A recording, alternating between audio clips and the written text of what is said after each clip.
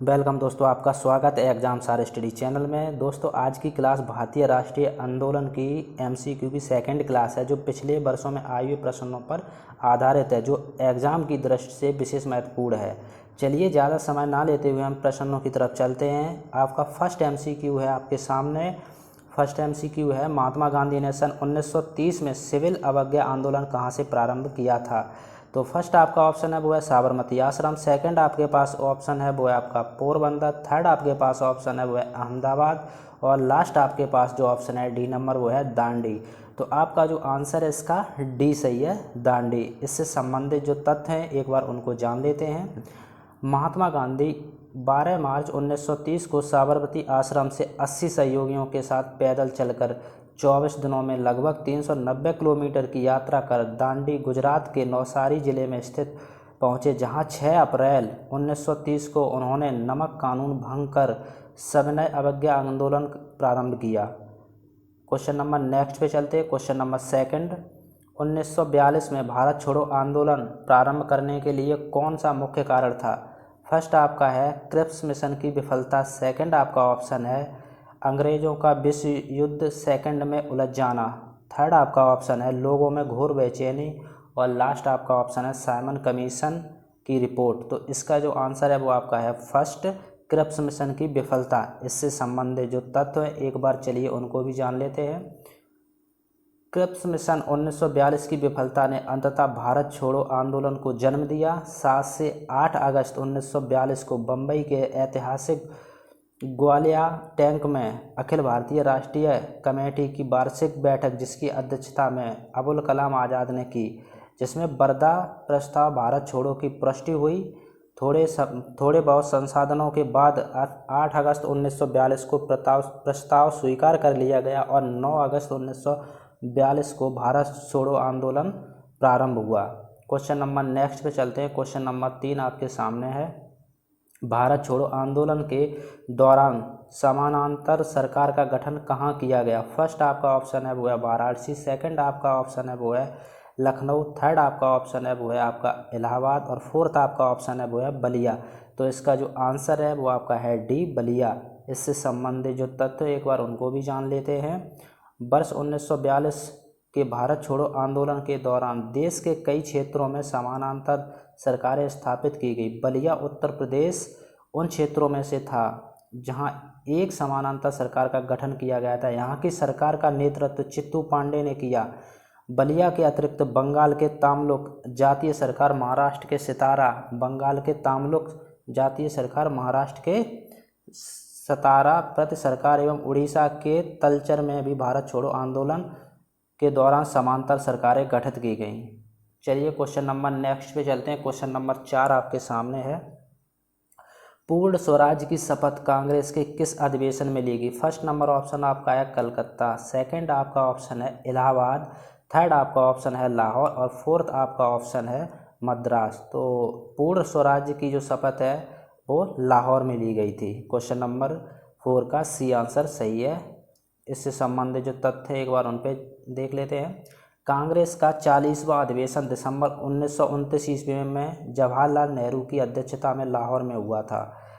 इस अधिवेशन में पूर्ण स्वराज का प्रस्ताव पारित किया गया। 31 दिसंबर 1929 को अर्धरात्रि के समय जवाहरलाल नेहरू ने रावी नदी के तट पर स्वतंत्रता का द्योतक तिरंगा फहराया। 26 जनवरी 1930 को स्वतंत्रता दिवस मनाने का निश्चय किया गया।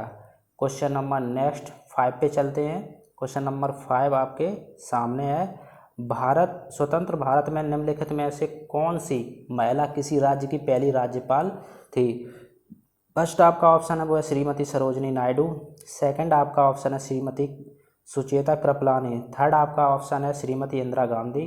फोर्थ आपका ऑप्शन है वो है लास्ट डी, श्रीमती विजय लक्ष्मी पंडित। तो क्वेश्चन नंबर 5 का जो आपका ऑप्शन है वो श्रीमती सरोजनी नायडू। इससे संबंधित जो तत्व हैं वो उनको जान लेते हैं एक बार। स्वतंत्र भारत में उत्तर प्रदेश तत्कालीन संयुक्त प्रांत की प्रथम राज्यपाल 15 अगस्त 1947 से 2 मार्च 1949 तक श्रीमती सरोजनी नायडू थीं। यह किसी भी राज्य की पहली महिला राज्यपाल थी। क्वेश्चन नंबर नेक्स्ट पे चलते हैं। क्वेश्चन नंबर 6, चौरी चौरा कांड के बाद गांधी जी ने स्थगित कर दिया? चौरी चौरा कांड के बाद गांधी जी ने क्या स्थगित कर दिया?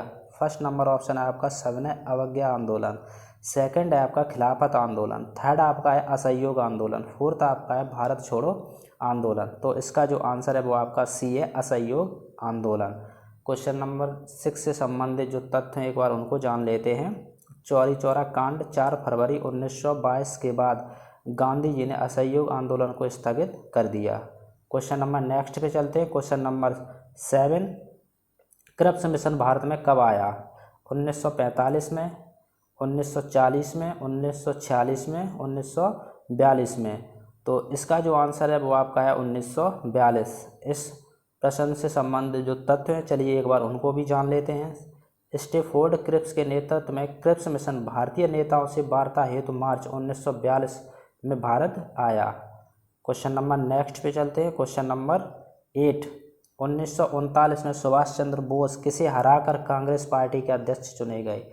फर्स्ट आपका है मौलाना अबुल कलाम आज़ाद, सेकंड है पट्टाभी सीतारमैया, सी है आपका जवाहरलाल नेहरू और डी है आपका बीपी पटेल। क्वेश्चन नंबर 8 का जो आपका आंसर है वो है पट्टाभी सीतारमैया। इससे संबंधित जो तथ्य हैं उनको एक बार हम जान लेते हैं। त्रिपुरी में जनवरी 1939 में सुभाष चंद्र बोस ने गांधी समर्थित पट्टाभी सीतारमैया को हराकर कांग्रेस पार्टी के अध्यक्ष का चुनाव जीता, लेकिन गांधी के असहयोग आंदोलन के कारण अप्रैल 1939 में उन्होंने कांग्रेस अध्यक्ष पद से त्यागपत्र दे दिया। इसके बाद राजेंद्र प्रसाद को कांग्रेस अध्यक्ष बनाया गया। क्वेश्चन नंबर नेक्स्ट पे चलते हैं। क्वेश्चन नंबर 9, गांधी जी से दक्षिण अफ्रीका में मिलने के लिए निम्नलिखित में से कौन गया? फर्स्ट आपका ऑप्शन है बाल गंगाधर तिलक, सेकंड आपका ऑप्शन है वल्लभ भाई पटेल, थर्ड आपका ऑप्शन है गोपाल कृष्ण गोखले और लास्ट आपके पास ऑप्शन है जवाहरलाल नेहरू। तो गांधी जी से दक्षिण अफ्रीका में मिलने के लिए गोपाल कृष्ण गोखले गए थे, जो उनके राजनीतिक गुरु के रूप में जाने जाते हैं। क्वेश्चन नंबर इससे संबंधित जो तथ्य एक बार उनको जान लेते हैं। गांधी जी से दक्षिण अफ्रीका में मिलने हेतु गोपाल कृष्ण गोखले गए थे। Question number next, question number 10 पे चलते हैं। महात्मा गांधी का राजनीतिक गुरु कौन था? फर्स्ट ऑप्शन है आपका गोपाल कृष्ण गोखले, सेकंड है बाल गंगाधर तिलक, थर्ड है आपका अरविंद घोष, फोर्थ आपका ऑप्शन है लाला लाजपत राय। तो इसका जो आंसर है वो आपका है फर्स्ट गोपाल कृष्ण गोखले। इससे संबंधित जो तथ्य एक बार चलिए उनको जान लेते हैं। महात्मा गांधी राजनीतिक गुरु गोपाल कृष्ण गोखले थे। महात्मा गांधी के जो राजनीतिक गुरु थे वो कौन थे? गोपाल कृष्ण गोखले। 9 जनवरी 1915 में दक्षिण अफ्रीका से भारत लौटने पर गांधी जी गोखले के संपर्क में आए और इनके प्रभाव में आकर ही गांधी जी ने स्वयं को भारत की सक्रिय राजनीति से जोड़ा। क्वेश्चन नंबर नेक्स्ट पे चलते हैं। क्वेश्चन नंबर 11 आपके सामने है। भारत सेवक समाज की स्थापना किसने की?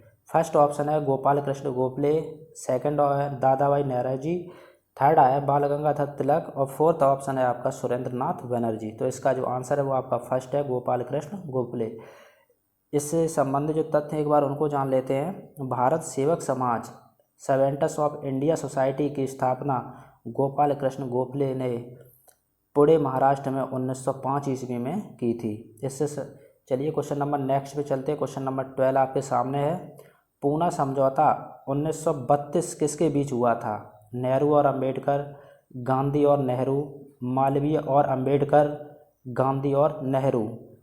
12 नंबर जो क्वेश्चन है उसका जो आंसर है आपका है वो है गांधी और अंबेडकर, यानी आंसर नंबर बी। इससे संबंधित जो तथ्य एक बार उनको जान लेते हैं। ऐतिहासिक पूना समझौता 1932 महात्मा गांधी एवं भीमराव अंबेडकर के मध्य हुआ था। यद्यपि कि इस पर गांधी जी ने स्वयं हस्ताक्षर नहीं किए थे, बल्कि इस पर अंबेडकर और गांधी जी के अनुयायियों द्वारा हस्ताक्षर किए गए थे। 24 सितंबर 1932 को हस्ताक्षर इस समझौते में दलित वर्गों के लिए पृथक निर्वाचन मंडल के स्थान पर सामान्य वर्ग के तहत ही सीटें आरक्षित करने की व्यवस्था की गई थी। दोस्तों ये क्लास आपकी भारतीय राष्ट्रीय आंदोलन से संबंधित क्लास थी और ये आपकी लास्ट और अंतिम क्लास थी। दोस्तों यह वनडे एग्ज़ाम की दृष्टि से अति महत्वपूर्ण है, चाहे वो आपका लेखपाल हो, वीडियो हो, कोई भी जो एग्ज़ाम UPSSC अथवा किसी भी आयोग के द्वारा होते हैं। दोस्तों आज के लिए फ़िलहाल इतना ही, मिलते हैं नेक्स्ट वीडियो में। जय हिंद।